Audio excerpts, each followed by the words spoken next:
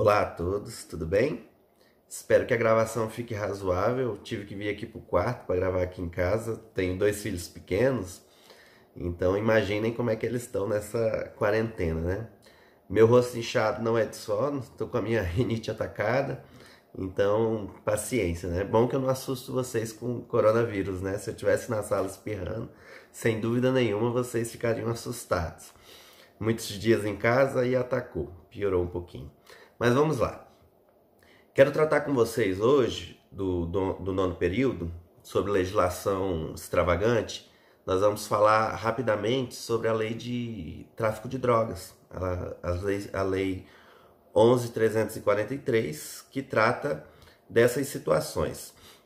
Nós vamos abordar especificamente a situação do porte para consumo próprio e dos crimes de tráfico propriamente dito, tá? Que são, sem dúvida nenhuma, o que é mais cobrado em provas, concursos, OAB, tá? Sem dúvida nenhuma são esses. Questão do porte de drogas para consumo próprio.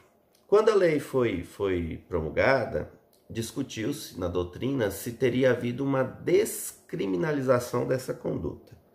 Ou seja, a conduta de portar pequenas quantidades de droga para consumo próprio deixou de ser crime? Após alguns debates, e ainda tem quem pense diferente, chegou-se à conclusão de que não, continua sendo crime. Inclusive, a decisão do Supremo Tribunal Federal é nesse sentido. O que ocorreu, e alguns alegam isso, foi uma despenalização do crime. Particularmente eu discordo, porque vejam só, existem 3 penas, são elas: advertência sobre os efeitos das drogas, prestação de serviços à comunidade e medida educativa de comparecimento ou programa ou curso educativo. Portanto, existem penas. Por mais brandas que sejam, existem algumas penas. Me parece correto dizer que houve uma descarcerização deste crime, ou seja, o usuário de drogas não é mais colocado no cárcere, na prisão, tá? Não há prisão em flagrante. O que é feito é a lavratura de um termo circunstanciado, né? Ele assina o compromisso de comparecer ao juizado e ele vai ser levado ao juizado e o juiz vai, ao final, se for o caso, aplicar uma dessas penalidades. Na prática, essas penas e nada é a mesma coisa, tá? Desconheço um usuário de drogas que deixou de usar drogas em razão da aplicação dessas medidas, né? Por melhor que tenha sido a intenção do legislador, a pessoa que está no vício, e eu lamentavelmente convivi com isso na minha família, meu pai era usuário de drogas, foi usuário de drogas na adolescência e voltou a ser usuário de drogas já quando adulto, né? na velhice, nos últimos anos de vida.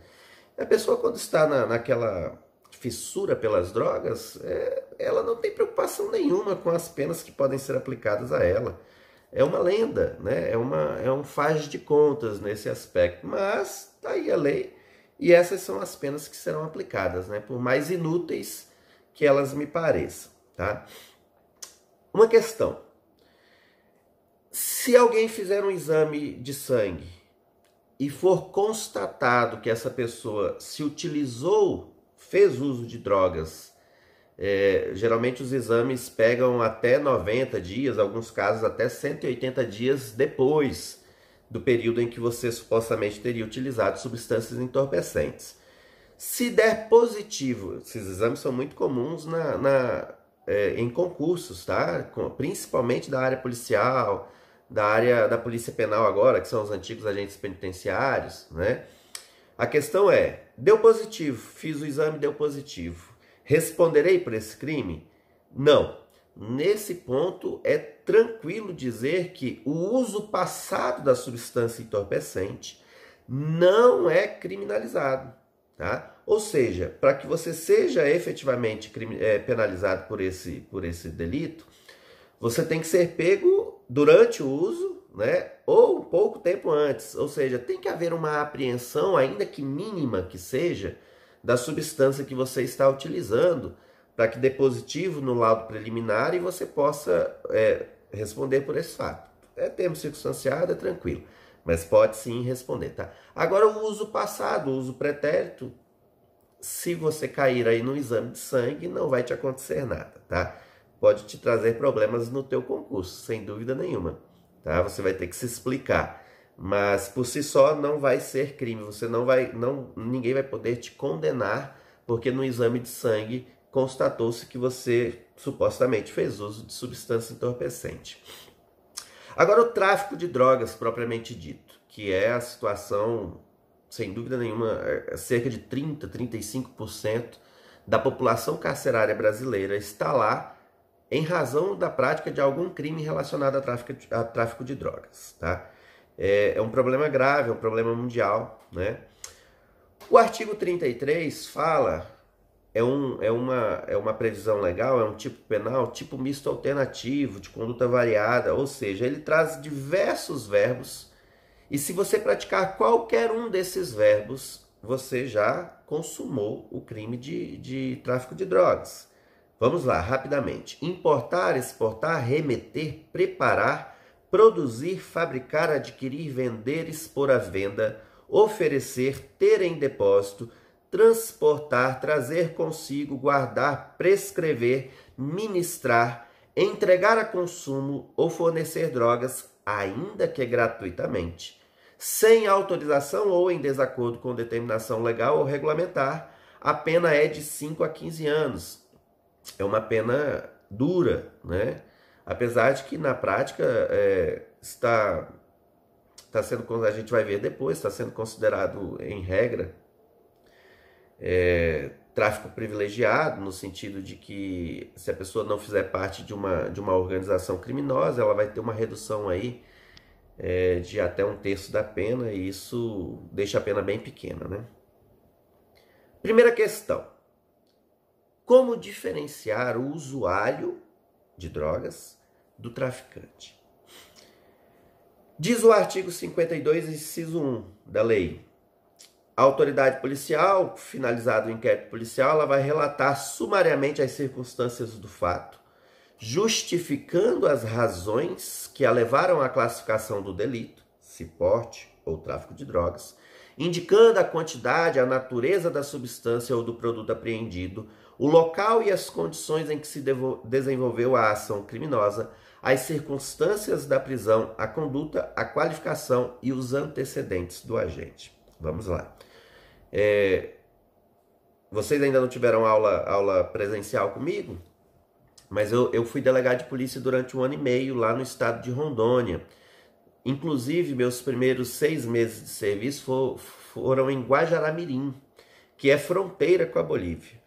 Então, tráfico de drogas era o meu dia a dia, tá? Era raro mesmo o dia que pelo menos um traficante não era preso, muito raro, tá?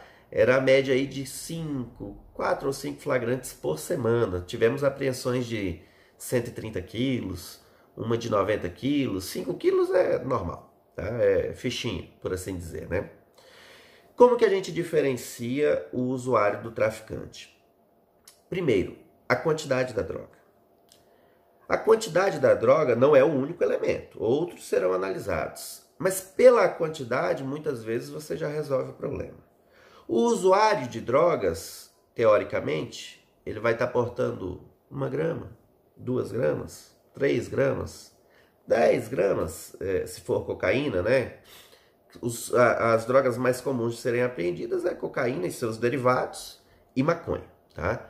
Mas lá nessa região a principal era a cocaína. O cara foi preso, foi encontrado trazendo consigo 1 quilo de cocaína. Tem como esse infeliz alegar que é usuário?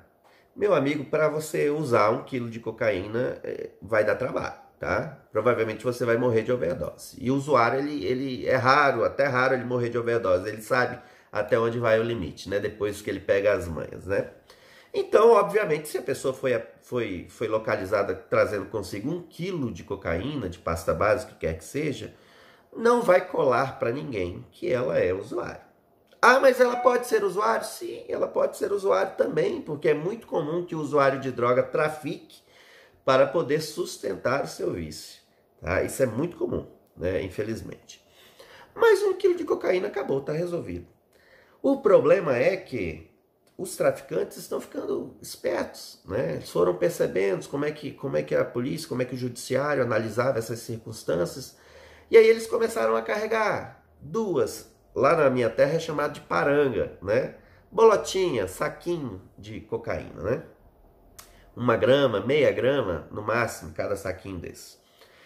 Eles começaram a trazer consigo para vender, eles são traficantes, mas aí para dar um aluguel, o miguel de que é usuário, eles começaram a trazer 2, 3, alguns 4, 5. E aí o usuário de drogas pode ter 3, 4, 5 parangas? Pode. Teoricamente pode. Mas a nossa experiência, a gente sabe que não. O usuário de droga ele não consegue guardar para usar depois.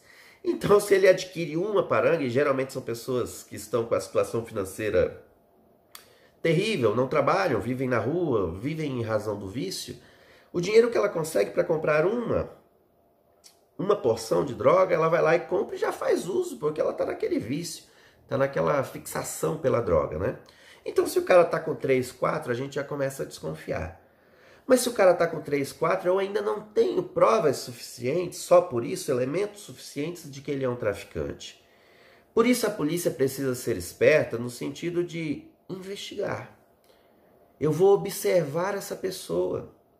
Aí eu estou lá com uma câmera gravando e vejo, com a câmera boa, tal, vejo essa pessoa entregando um papelote para um usuário conhecido. Opa, agora eu já tenho mais elementos. Mas espera aí. Deixa esse usuário sair do local, virar uma esquina, lá na frente eu pego esse usuário. Apreendo a substância, faço o laudo, vejo que é droga. Enquanto isso, o outro policial está lá, continua gravando o suspeito de tráfico. Esse suspeito de tráfico vai lá e entrega para outra pessoa. Espero a pessoa dar a volta no quarteirão, apreendo esse segundo usuário, né, com a substância com esse segundo usuário. Levo ele para a delegacia, opa, deu positivo. Agora eu já tenho elementos. Ainda que eu volte lá e eu vou fazer a oitiva desse usuário, ele vai... Às vezes ele fala, não, comprei de fulano, né? Às vezes fala, não vou dizer para quem eu comprei. De quem eu comprei. Tudo bem, paciência, está gravado. Eu não preciso que ele diga nada, né? Feito isso, peguei 2, opa, né?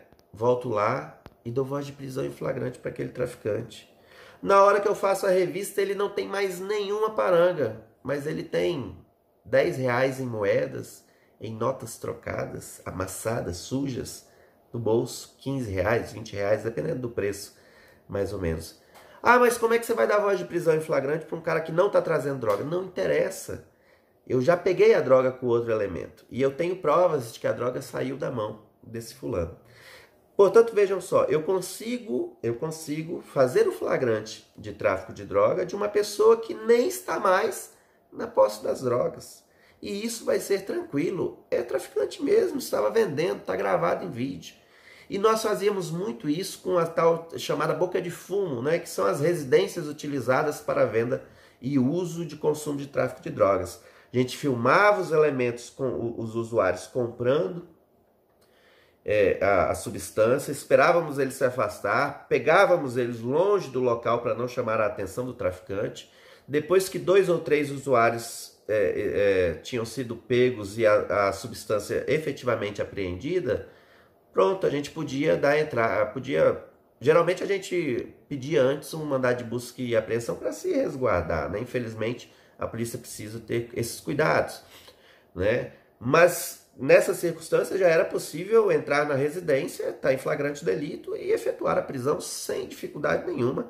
Essa prisão seria totalmente legal, tá? Mas por cautela, né? Por mais que não acha mais nada lá, né? E acontecia muitas vezes, uma vez a pessoa conseguiu jogar tudo dentro da descarga enquanto a gente estava quebrando o cadeado do portão dela. Ou seja, não foi apreendido nenhuma substância na casa dela. Mas mesmo assim o flagrante foi feito e foi homologado pelo Poder Judiciário, porque a gente já tinha feito essa situação de conseguir segurar 2 ou 3 usuários logo após eles terem adquirido a substância. Segunda questão.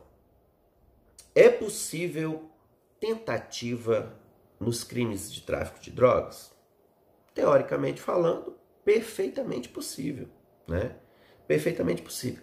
Mas na prática, por ser um crime de ação múltipla, tipo misto alternativo, que prevê várias condutas, na hora que eu estou tentando realizar uma conduta, provavelmente eu já consumei uma conduta anterior que é suficiente, que está previsto como crime. Por exemplo, eu quero transportar substância entorpecente aqui da nossa cidade de Anápolis para Goiânia. E aí eu tô falando pelo telefone com os meus comparsas e a polícia tá me ouvindo. Na hora que eu vou sair de casa com o carregamento, a polícia me dá voz de prisão. Aí eu vou alegar, não, é tentativa, para ter a diminuição de 1/3, de 1 a 2/3, né, na pena. Ora, é tentativa do deslocamento da droga, do transporte. Mas eu já tinha essa droga em depósito na minha casa. Portanto, eu já consumei o crime de tráfico de drogas no momento em que eu deixei na minha casa, tá? Na verdade, eu já consumei, se eu comprei de um outro traficante para revender, para ter meu lucro, na hora que eu adquirir é um dos verbos previstos, eu já consumei o delito também.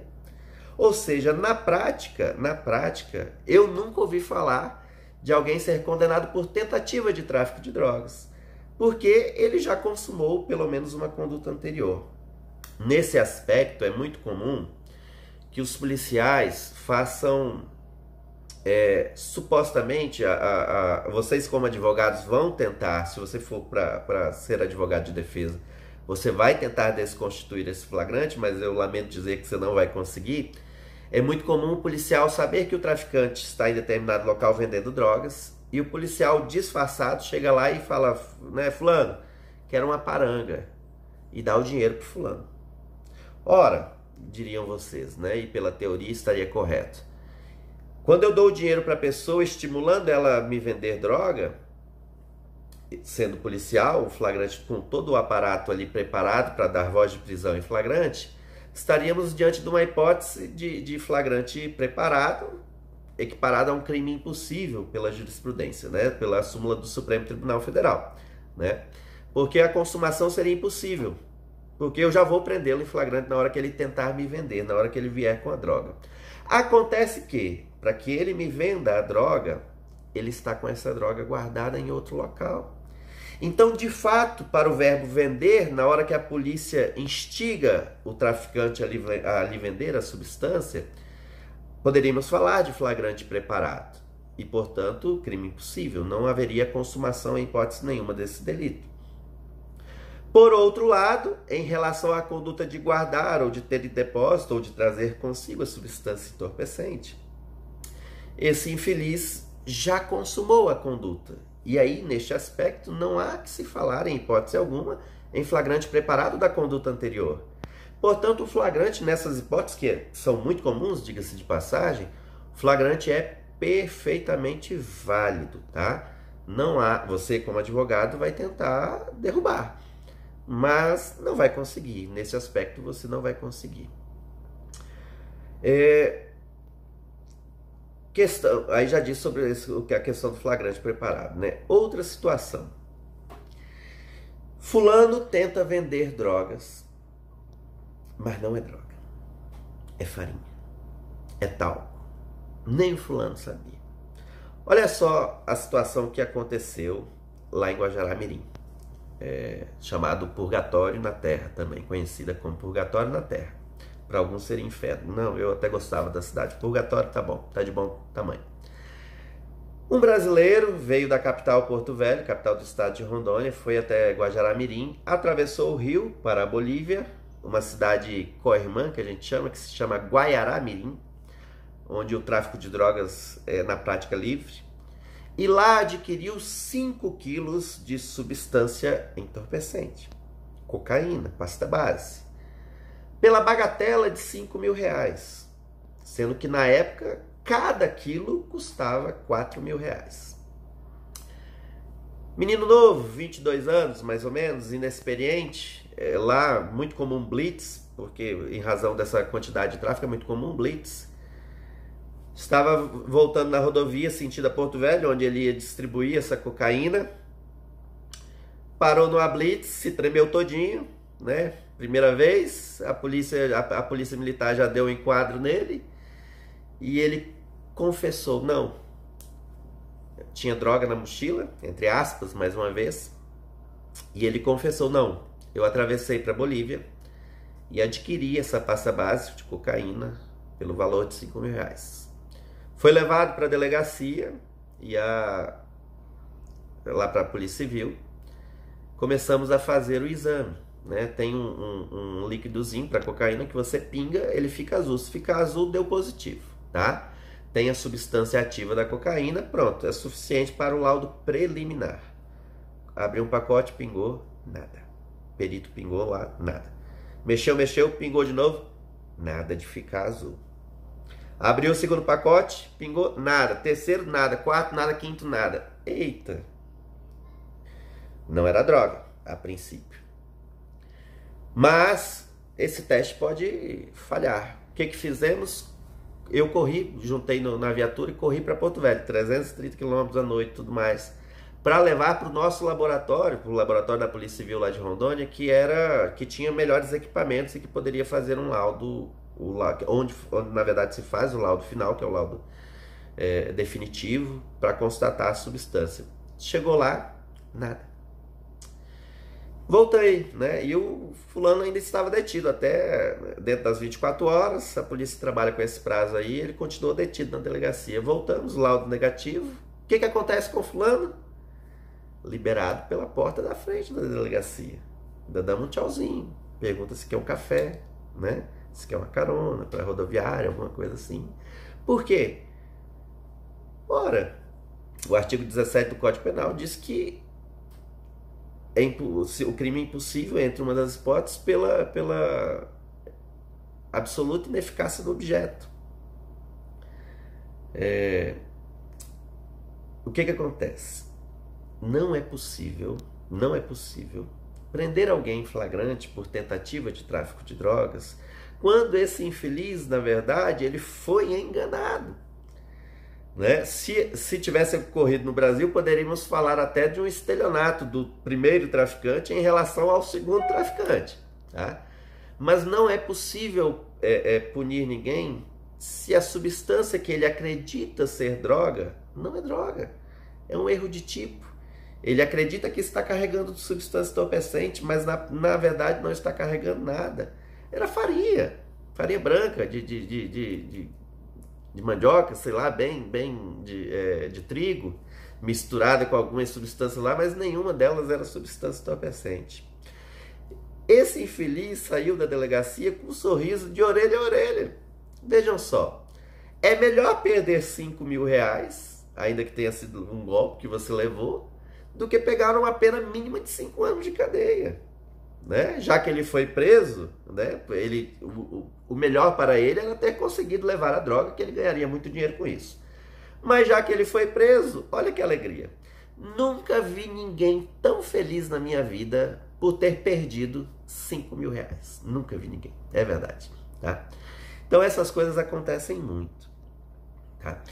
Eu coloquei para vocês um resumo de uma doutrina muito bacana sobre leis extravagantes, que traz todos os detalhes. Há muita coisa para vocês estudarem. Questões de aplicação da pena, questão se vai considerar se é participante de organização criminosa ou não, se vive do tráfico ou não, entre outras questões bem debatidas na jurisprudência e na doutrina. Eu não vou cansar vocês com esses detalhes, tá? Até porque senão a aula ficaria muito grande, né? E tudo. Mas está lá. Eu preciso que vocês compreendam que esse momento é difícil para todos nós, esse momento de quarentena. Eu adoro estar em sala de aula, adoro mesmo, faço por paixão, por prazer. Né? Eu tenho outro emprego que garante efetivamente a minha renda, mas dar aula para mim é um prazer. Dar aula em sala de aula, olhando nos olhos de vocês, respondendo as dúvidas, até porque o sistema da Anhanguera é muito eficiente, muito melhor do que quando eu estudei, por exemplo, no sentido de que você se prepara antes em casa, para que na aula você tire as suas dúvidas, né?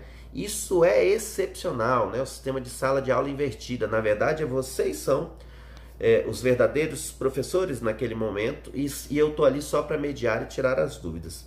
Então, entendo a dificuldade de cada um, os problemas que cada um estão enfrentando nesse momento de dificuldade, mas nós não podemos parar. Então eu preciso que vocês estudem a matéria, leiam esse texto que eu coloquei para vocês, está disponível a aula 6, aula 5, aula 6, a questão do crime, até tomei perdido já em razão dessa quarentena, mas está lá, vejam lá qual que é. E entrem, eu passei o meu contato para todos os representantes de sala. Se eventualmente o representante de sala estiver assistindo, eu não passei para você e me perdi também nas contagens, porque uns foram pelo Instagram, outros pelo WhatsApp. Mas todos vocês, todos os meus alunos estão autorizados a tirar dúvidas comigo a qualquer horário, a qualquer horário. Eu ainda continuo trabalhando no sistema de plantão na Justiça Federal, então eventualmente eu ainda estou na rua, tá? Tem preso para cumprir alvará, tem algumas situações de urgência, né? Então talvez eu não consiga te responder especificamente naquele minuto, mas assim que for possível, com o maior carinho do mundo, com a maior satisfação, eu vou tirar a sua dúvida, tá? Se for alguma pergunta muito complexa que eu não saiba, não tem problema. Eu reconheço, vou lá e falo, fulano, deixa eu confirmar aqui se não mudou a jurisprudência e já para te dar a resposta exata, tá? Mas eu preciso que vocês mantenham o foco nesse momento e continuem estudando. E eu digo isso para vocês, eu ainda não tive a oportunidade de contar, né, nas 2 turmas de legislação extravagante como foi minha carreira nos concursos públicos. Mas uma coisa que eu aprendi foi que quando as coisas estão difíceis, pelo menos eu conseguia estudar mais. Parecia que a dificuldade era um estímulo para eu conseguir estudar mais. Quando as coisas estão muito fáceis, muito tranquilas, tudo correndo nas mil maravilhas, a gente vai ficando meio preguiçoso, deixando para depois, deixa eu me divertir primeiro e tudo mais. Então aproveitem esse momento de dificuldade para estudar bastante, sanar todas as dúvidas porventuras que vocês tenham, tá?